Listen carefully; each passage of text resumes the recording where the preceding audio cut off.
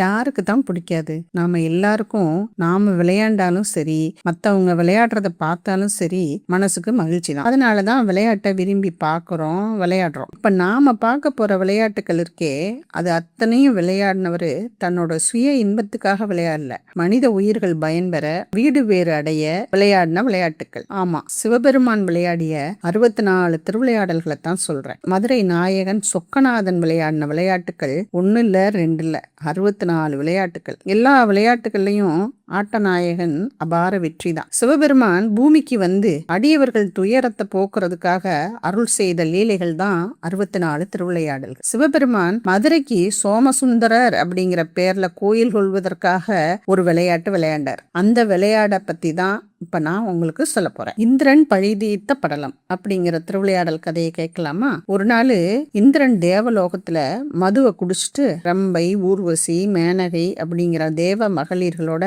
சேர்ந்து ஆடி பாடி உல்லாசமா இருக்கான். அப்ப தேவர்களோட குரு பிரகஸ்பதி இந்திரனை பார்க்க வர்றாரு. இந்திரன் நடனம் ஆடிக்கிட்டு இருந்ததுனால குரு வந்ததை கவனிக்கல. குரு பிரகஸ்பதிக்கு இந்திரனோட அந்த செயல் சுத்தமா பிடிக்கல. அதனால கண்ணை மூடிக்கிட்டு தேவலோகத்தை விட்டு போயிடுறாரு. தேவர்கள்ல சிலர் இத கவனிச்சுட்டு இந்திரன் கிட்ட போய் சொல்றாங்க. இந்திரனுக்கு பயம் வந்துருது. குருவை அவமதிச்சிட்டோமே, குருவுக்கு கோபம் வந்துருமேன்னு குருவை தேடி போறான். கண்டுபிடிக்கவே முடியல. குருவை அவமதிச்சதுனால இந்திரனுக்கு பிரம்மகத்தி தோஷம் பிடிச்சிருது. இந்த பாவத்திலிருந்து விடுபடணும்னு இந்திரன் பிரம்மா கிட்ட போய் யோசனை கேட்கிறான். பிரம்மாவும் ஒரு வழி சொல்றாரு. என்ன தெரியுமா? துவிஷ்டான்னு ஒரு அசுரன், அவனுக்கு விஸ்வரூபன்னு ஒரு மகன் இருக்கான். அவன் அசுரனா இருந்தாலும் நல்ல புலமை வாய்ந்தவன். அவனை கொஞ்ச காலம் குருவா ஏத்துக்கோ அப்படின்னு சொல்றாரு. இந்திரனுக்கு ஒரு அசுரன் தேவர்களுக்கு குருவா வர்றது பிடிக்கல. இருந்தாலும் குரு இல்லாம இருந்தா குலத்துக்கு ஆகாதுங்கிறதுனால அரை மனசா ஏத்துக்கிறான். விஸ்வரூபன் குருவானதும் இந்திரன் தேவலோகத்துல ஒரு யாகம் நடத்துறான். எதுக்கு தெரியுமா?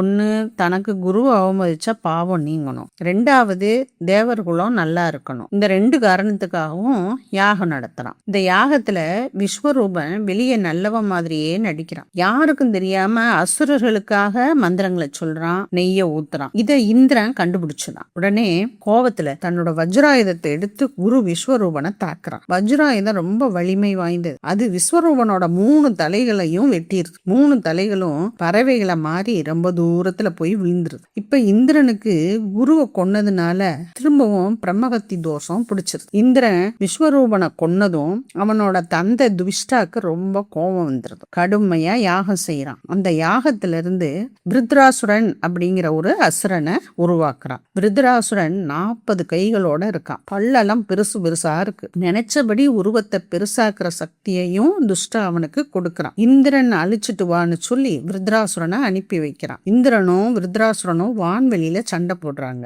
இந்திரன் தன்னோட வஜ்ராயுதத்தை அசுரன் மேல எறிகிறான். ஆனா விருத்ராசுரன் ஒரு இரும்பு தடியை வச்சு தடுத்து நிறுத்திடுறான். அதே தடியால இந்திரனையும் அடிக்கிறான். இந்திரன் மயக்கம் போட்டு கீழே விழுந்துறான். இந்திரன் விழுந்ததும் செத்து போயிட்டான்னு நினைச்சு விருத்ராசுரன் துவிஷ்டா கிட்ட திரும்பி போயிடுறான். கொஞ்ச நேரம் கழிச்சதும் இந்திரனுக்கு மயக்கம் தெளியுது. இந்திரன் ரொம்பவே பயந்துறான். பயந்து நேர பிரம்மா கிட்ட போய் நடந்தது எல்லாத்தையும் சொல்லி விருத்ராசுரனை கொல்ல ஒரு வழி சொல்லுங்க அப்படின்னு கேக்குறான். பிரம்மா இந்திரனை கூட்டிக்கிட்டு திருமால் கிட்ட போய் விருத்ராசுரனை அழிக்க வழி கேக்குறாங்க. திருமால் இந்திரனை பார்த்து, இந்திரா, பார்க்கடலை களையும் போது உங்ககிட்ட இருந்த ஆயுதங்களை எல்லாம் ததிசி முனிவர்கிட்ட கொடுத்து பத்திரமா வச்சிருக்க சொன்னேல்ல, அவரும் ரொம்ப காலம் நீ வருவன்னு காத்திருந்தார். வரல என்னதும் எல்லாத்தையும் முழுங்கி முதுகு தண்டுல வச்சிருக்காரு. அதை வச்சு விருத்ராசுரனை அழிக்கலாம்னு யோசனை சொல்றாரு. இந்திரனும் ததிசி முனிவர்கிட்ட போய் நடந்தது எல்லாம் சொல்றான். முனிவரும்